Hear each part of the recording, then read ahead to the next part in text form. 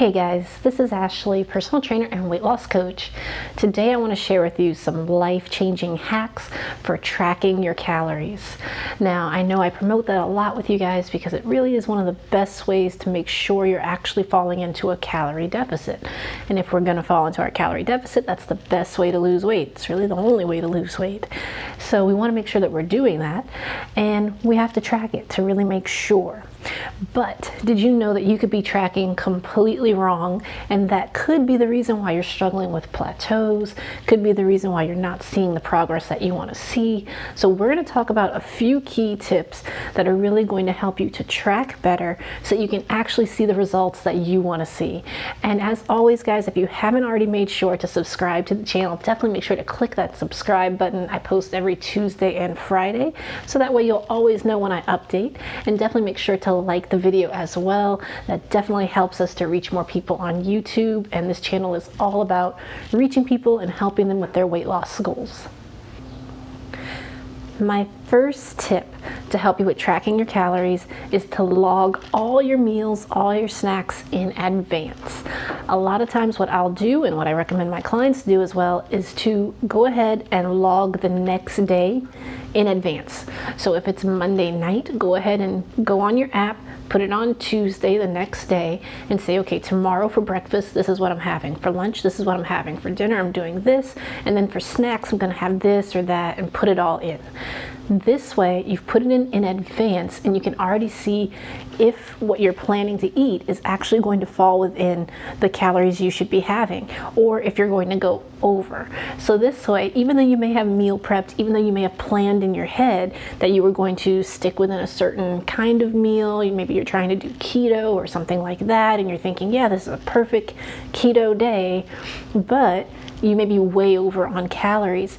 So go ahead and log everything in advance so you can make sure you don't go over on your calories. The other thing this helps you to do is if you log tomorrow's calories today, you can go ahead and look at things like the nutrition, the macros, and really see if this is the kind of day that you want to have tomorrow. Are you getting the right percentage of protein, the right percentage of carbs and fats? Are you getting enough vitamins and nutrients, or are you looking at it and you realize, oh, I didn't log a single vegetable in for tomorrow. Maybe I should make some changes. So if you do it in advance, it gives you the opportunity to really make sure that you're staying in your calorie goal, getting enough nutrition, and giving you a chance to make corrections. And that's really what I like the most about logging things in advance, is that it prevents mistakes.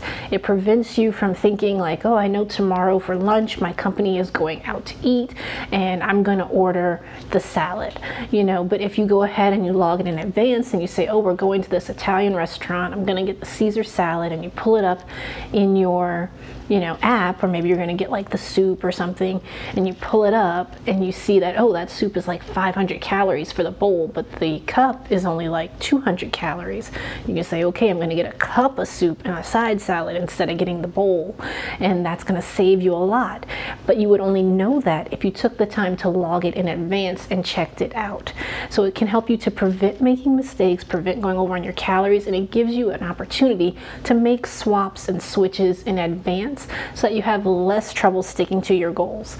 The worst thing when you're tracking your calories is that you eat your breakfast and you log it, you eat your lunch and you log it, you have some snacks, you log it, and then you look and you're already over on your calories and you haven't even had dinner yet, or your macros are just way off, and then it's too hard to try and correct it at that point, or it can't be corrected at that point. So better to log it early, a day or two in advance. That way you can make changes as needed and make sure you're staying on target for your goal. My second tip is, if you're tracking your calories, always err on the side of it being more calories than you think. A lot of times in these apps, you'll input, oh, I had an egg for breakfast, 1 egg.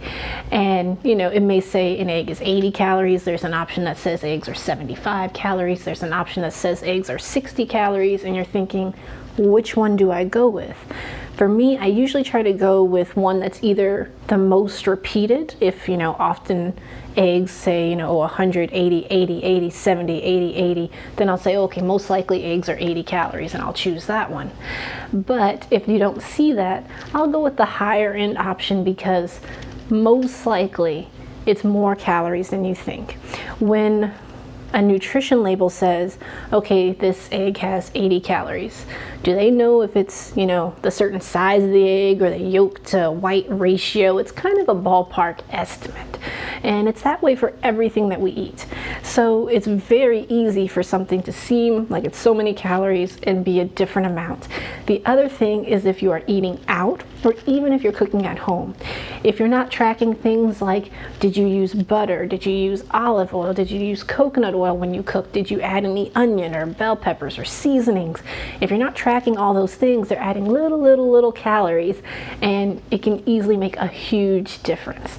So for instance, I eat 1 egg every single morning, but if I just track my 1 egg, it'll say, okay, Ashley, that was 80 calories, and then usually I'll have a cup of spinach with that and some blueberries, and so my whole breakfast comes out to something like 160 calories or 130 calories, something like that.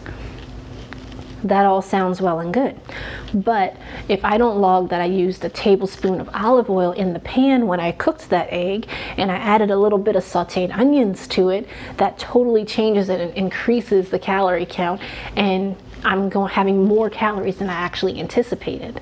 So you want to make sure that you give yourself some room. If you're always saying, okay, my calorie goal for the day is 1,400 and I'm going to eat until exactly 1,400 calories, chances are you actually ate 1,500 or 1,600 calories because you probably weren't accounting for some of those things that happen when we're cooking, or if you're eating at a restaurant, you don't know what kind of oil they're using or how they prepared it, and these things do add up, and so you could easily be going over your calorie goal. So what I like to do is, if my goal is, let's say, 1,400 calories a day, then I would say, okay, I'm going to strive to be probably between 12 to 1,400 calories, because most likely when I wrote down that I had a tablespoon of peanut butter, it was probably 1.5 tablespoons. You're always going to be measuring slightly off, and that's a kind of a difficult thing about tracking. It's one of the main reasons people don't like to do it. They get frustrated when they go on the app and they see, oh, did you have 100 grams of breadcrumbs? And you're like, what's a gram? You know, if you're not used to measuring like that, you don't know. You know, did I put a cup? I don't know, 3/4 a cup, half a cup? How much was it? And it becomes really hard to kind of figure out. But the more you do it, the better you get at guesstimating. But make sure that you're leaving yourself some wiggle room. Just err on the side of caution and assume everything is more calories than you think. Give yourself some wiggle room on your goal. You want to shoot a little below it, because chances are you're actually hitting the goal when you factor in all these little miscellaneous things that add calories kind of in a hidden way, a sneaky way, and it's easy to miss. Even in some of the teas that I drink, they're all 0 calorie, but I know one of my matcha teas has a monk fruit mixed in, and it has like 20 grams of carbs in it. And so it throws off my macros if I have that one and I have to kind of accommodate for it. I don't usually log my teas, but I caught it on that one. And same thing with stevia. You know, if you use a sweetener, monk fruit, stevia, anything like that, where it's a 0 calorie sweetener, they're 0 calories, but they do have grams for carbs because it's a sugar still, and so it will throw off your macros. But if you're not tracking it, you don't even know that, and you're thinking, I'm doing everything right, why isn't this working? So when we track, we kind of have to be either really detailed and track everything, or at least just give yourself some grace and some room for error, and assume that, you know, you logged 1,200 calories, you probably had 1,400. Give yourself that room, and that way you will always stay within that calorie deficit, and we can keep working towards your weight loss goals. So I hope this video was helpful for you guys. I hope it gave you a great idea and some clarity on tracking and how to do it better. I know people often want to do it, and they're trying to do it, and they're trying to do the right thing for themselves, but if you're not doing it correct, you may be doing yourself a disservice, and you can easily become frustrated feeling like you're tracking and not seeing progress. So I really hope this helps, guys. If you haven't already, make sure to like this video, and I can't wait to share with you guys more information to help you on your weight loss and fitness journeys. And as always, I want to thank each and every one of you for watching. Thanks so much.